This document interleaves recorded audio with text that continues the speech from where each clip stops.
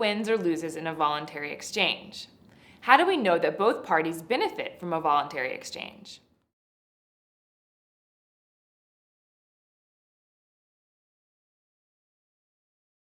Hi guys, Praxgirl here. In our last lesson, we covered the concept of the formation of capital. We learned that man must engage in a process of saving in order to fuel projects that will help him raise his standard of living. Praxeology's conclusions hold true for all human action, but up until now, our lessons have been restricted to talking about individuals in isolation. The exchange, or cost of acting, have only been with themselves. In this lesson, we will begin to examine what happens under conditions of interaction between two or more individuals. As we have seen in previous lessons, action is always an exchange. For an individual, any and all actions involve forgoing what he could have done for what he actually does. In the case of two or more individuals engaging in an exchange, the same principles apply. Let's see an example that defines the different types of exchange. In order to introduce more than one person into our study of human action, we first need to lay out some definitions. I have this beautiful scarf in my hand, and I made this scarf myself. By choosing to make this scarf, I made an exchange with myself against all the other things I could have done, like watched a movie or read a book. We call this exchange an autistic exchange. Hey, Praxgirl. Hey, stranger. I like that scarf. Thanks, I made it myself. Can I have it? When two people interact with each other, we call this interpersonal exchange. No, I really like this scarf. Well, what do you want for it? I don't know, what do you got? How about this apple? Within interpersonal exchange, there are two categories, invasive and non-invasive. Gifts and voluntary exchanges are non-invasive. No deal, buddy. Come on, Praxie, I really want it. No! I really want that scarf.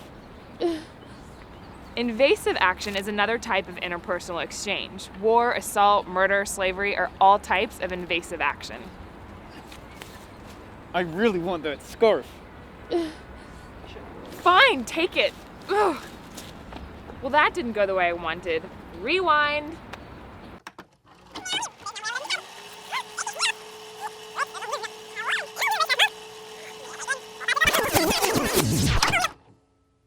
How about this apple? No, but how about that jacket? This jacket? Sure. Ooh. Thanks, Praxgirl.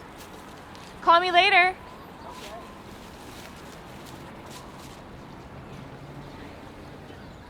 As you can see, in the involuntary exchange, where the stranger pulled a knife on me, only he benefited. He used coercion because without it, the exchange would not have happened. I was not willing to exchange my scarf for his apple because I did not think the exchange would have benefited me. My choice was to cooperate or to not cooperate. In the case of the voluntary exchange, we saw that it only took place because I valued the stranger's jacket more than my own scarf, and he valued my scarf more than his jacket. Another way to look at it, I could say that on my value scale, the jacket was in a higher order than the scarf. Likewise, on the stranger's value scale, the scarf was higher than the jacket. This reverse valuation of goods must be present for any voluntary exchange to take place. Otherwise, no exchange would occur. Thus, we can say that in a voluntary exchange, each participant must logically benefit by the transaction. A voluntary exchange means a win-win situation. It is this form of mutual concerted action between two or more individuals for the attainment of definite ends that forms the concept of a society. We can also deduce from the fact of two parties participating in a voluntary exchange that both parties must have two different goods to offer. If the stranger had an identical scarf to mine already, there would be no opportunity for an exchange to take place. Likewise, even if we both produced jackets and scarves, then there would at least have to be a difference in the amount of stock of jackets and scarves between us for there to be an opportunity to exchange. What this means is that we both must have specialized more in the production of one good over the other. Therefore, exchange implies specialization of production or division of labor. The phenomenon of division of labor is a conscious response from individuals who recognize, through reason, the benefits of exchange with their fellow men. We're born into a world where nature puts us in a state of inequality. Some men have a natural ability to perform tasks better than others. John might be better than Paul in growing wheat, and Paul might be better than John in producing cow milk. Or John and Paul may simply be born into different geographical locations where the serviceability of the land differs.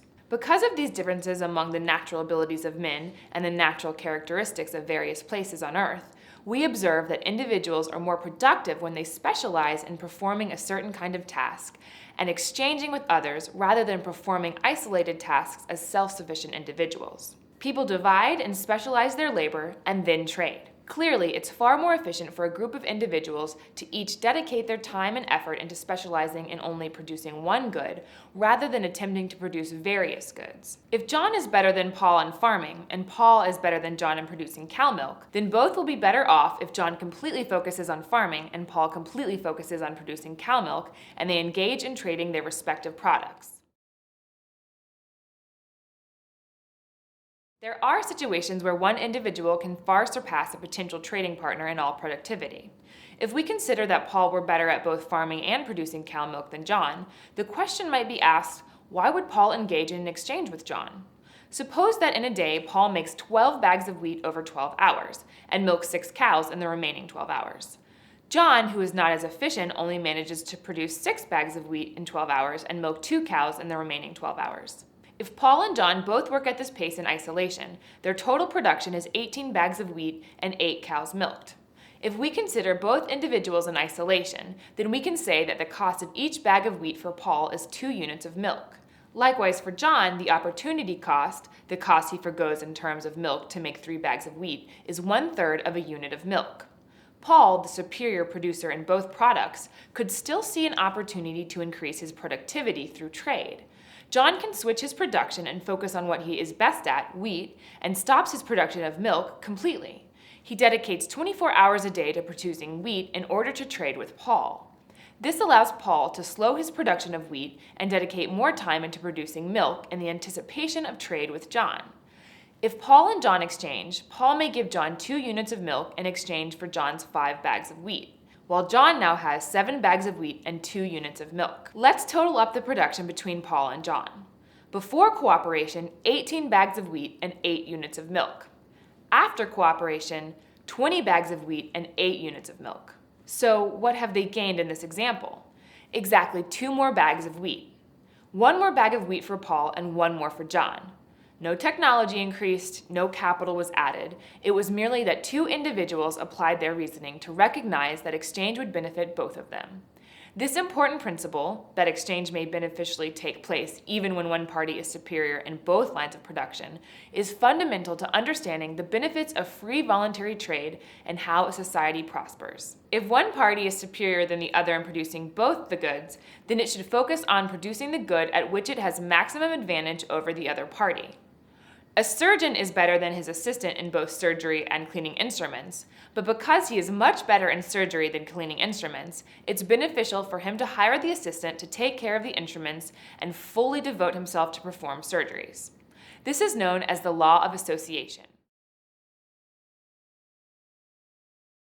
As we covered earlier, the network of voluntary interpersonal exchanges forms a society. It also forms a pattern of interrelations known as the market. This network opens to man the opportunity to engage in production merely for the purposes of exchanging with another individual, to produce for a market rather than for himself. We also learned that exchanges occur because of the innate inequalities between men and the land. What should also become apparent is that exchange and the division of labor pushes men further and further into specialization.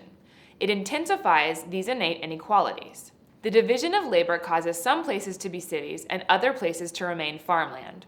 It causes men to become specialists in a certain vocation. We can use our theory of exchange to understand our world around us. Today, the results of millennia worth of the division of labor can easily be pointed out. Where once most doctors were general practitioners, we now have very specialized doctors who treat only one kind of disease. Where once a shoemaker made only one kind of shoe, we have companies now that are dedicated only to making a specific type of shoe for a specific sport. Every step forward on the road toward a market that satisfies the most amount of desires requires specialized, more refined, and more productive technology, and this in turn requires a further specialization of tasks. When we meet someone now, we generally ask them, "What do you do?" This is an obvious effect of the increased specialization of labor in our society. In primitive times, the answer would have most likely been the same for every individual, but today we bask in the variety of jobs open to us. The market benefits everyone, including those who are inferior in all possible modes of production. Marvelously, this happens regardless of men's motives. John may absolutely detest Paul for who he is, but because he recognizes that he is better off if he engages in exchange, he has an incentive to cooperate and show respect to his fellow man. Acting in a state of peace through interpersonal relationships offers a better opportunity for men to recognize their shared common values and become friends. The concepts of exchange, division of labor, and the law of association are absolutely essential to understanding why cooperation and peace, rather than isolation or violence, lead to wealth and prosperity. I'll see you guys in the next lesson.